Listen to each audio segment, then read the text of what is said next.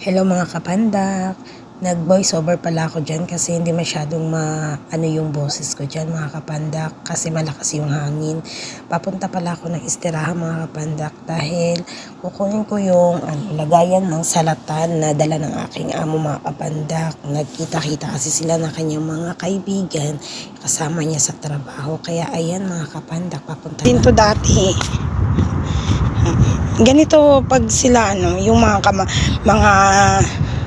kamag-anak niya pumupunta din dito, tsaka yung mga yung mga dito din sila nagkikita ng mga kanyang mga kaibigan kasi malapit lang dito sa amin. Ayan, tinawagan ako ng aking amo kasi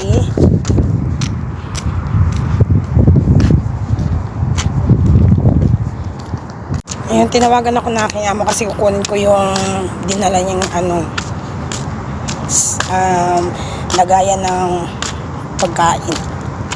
Papasok na ako mga kapandak. Ito na mga kapandak, ay dala-dala ko na.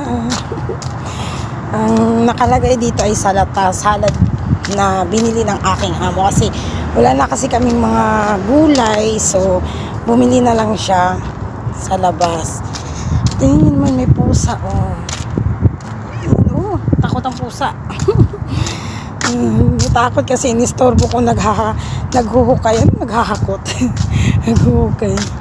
So, ayun mga kapanda, pauwi na naman ako.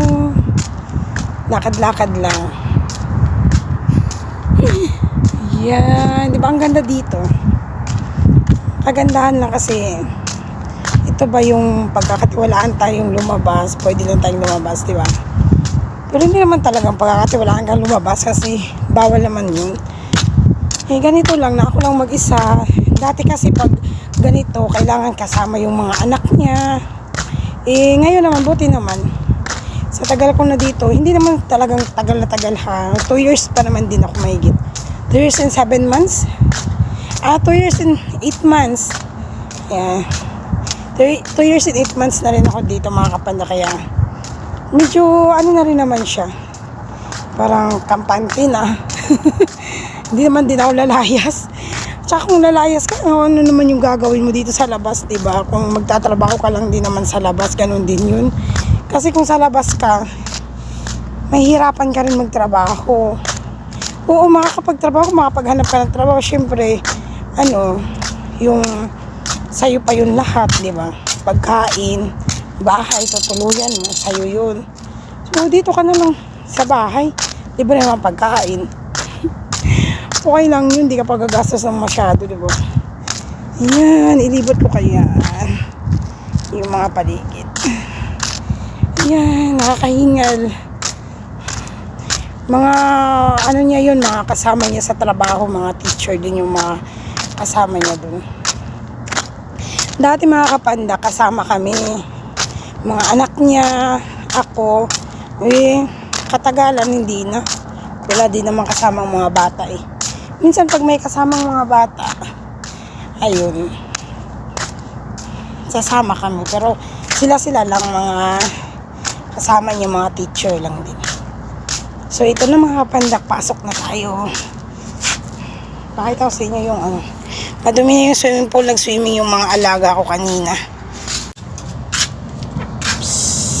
Asa nga ito binto.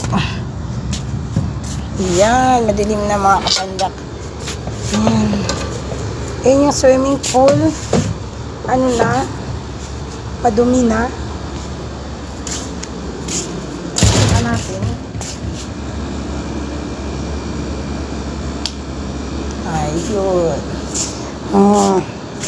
Madumi na mga kapandak. Tingnan nyo. Ayaw kasi patanggalin ng lalaki yung tubig kasi sayang nga daw. Kasi talaga naman kasi nagtitipid yung lalaki dito ng tubig. Sayang daw kaya hindi niya pinapatanggal kasi tapon daw niya sa mga bulaklak. Ewan ko ba dyan sa kanya. Tsaka yung kema, yan. Tingnan yung daming Yun lang. Tayo na natin yung mga kapandak. Yun, pasok tayo sa loob. Ayan, nandito na ako mga kapandak. Ilalagay ko na to sa cabinet. Hugasan ko na din. Bye!